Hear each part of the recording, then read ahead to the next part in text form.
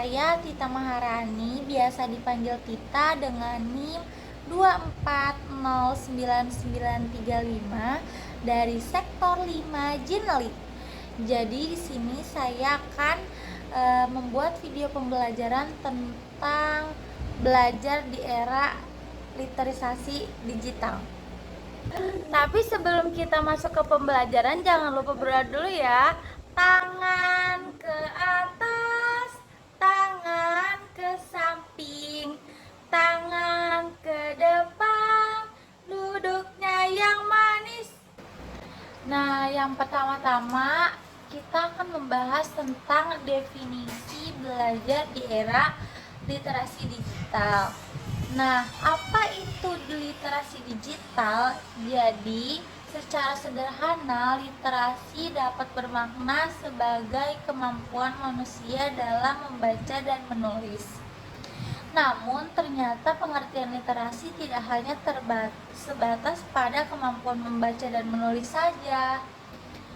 Menurut Deakin University Graduate Learning Outcome 3 mengungkapkan bahwa literasi digital adalah upaya memanfaatkan teknologi dalam menemukan, menggunakan, dan menyebarluaskan informasi dalam dunia digital saat ini. Nah, kesimpulan dan upaya apa sih yang ada di belajar di era literasi digital ini? Jadi dapat disimpulkan bahwa literasi digital merupakan upaya yang diperlukan individu pada era canggih seperti saat ini untuk menyaring informasi secara akurat.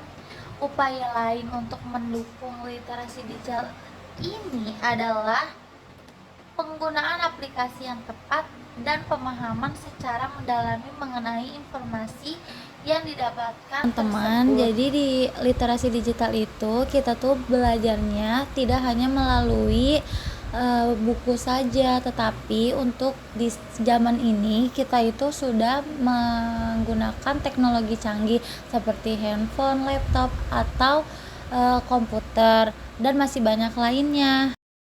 Jadi kalau kalian semua ingin membaca, tidak perlu menggunakan buku saja, tapi sekarang di zaman sekarang ini bisa melalui handphone.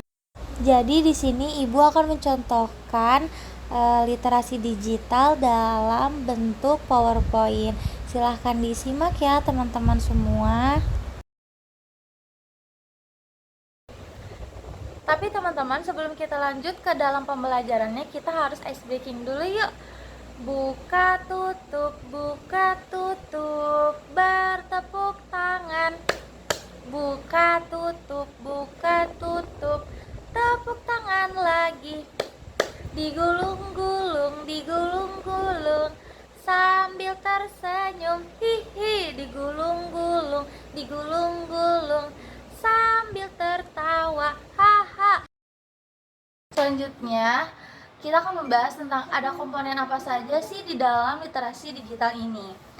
Menurut Steve Wheeler dalam tulisan yang berjudul Digital Literacy for Engagement in Emerging Online Cultures 2012, dalam Maulana menyatakan bahwa terdapat 9 komponen penting yang termuat dalam literasi digital.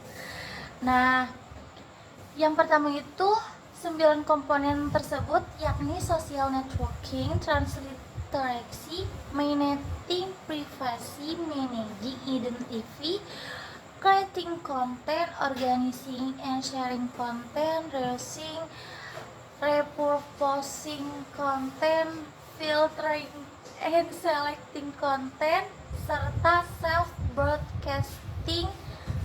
Nah, selanjutnya kita akan membahas satu persatu tentang komponen dalam literasi digital. Yang pertama itu ada social networking.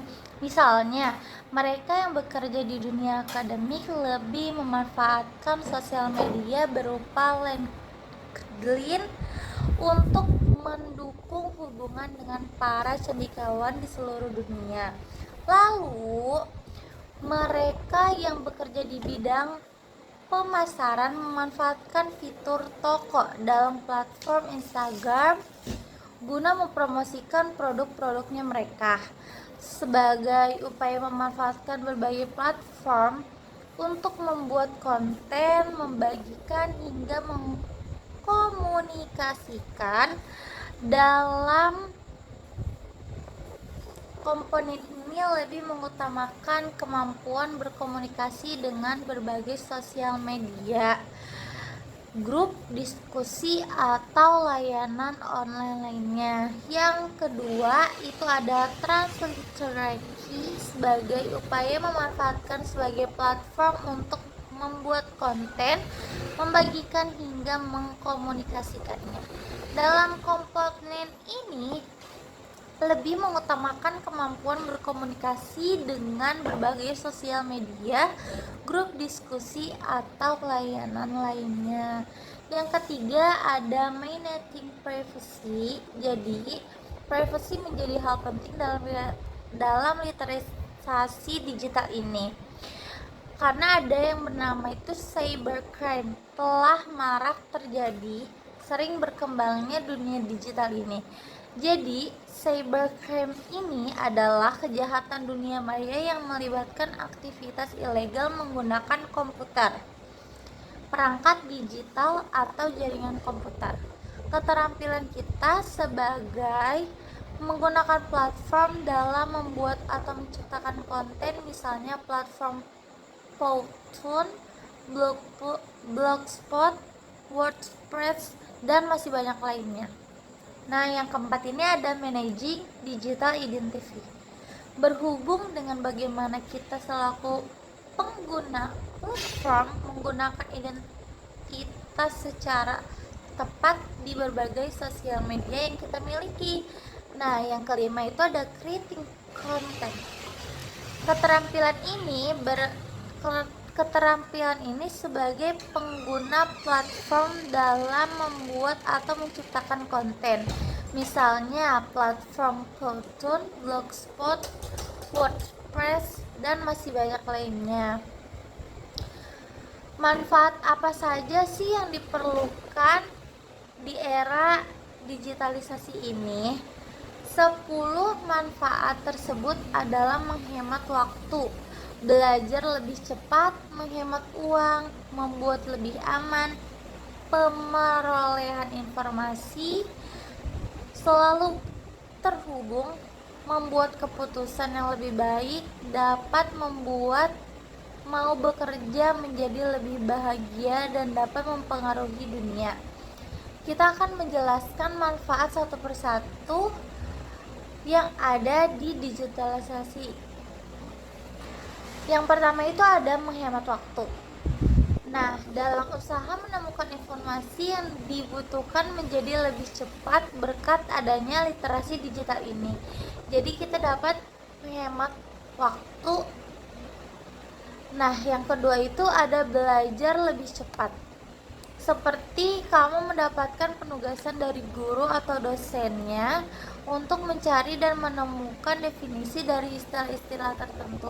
Hal tersebut akan terasa sulit apabila kamu harus mencarinya di glosarium berbentuk cetak.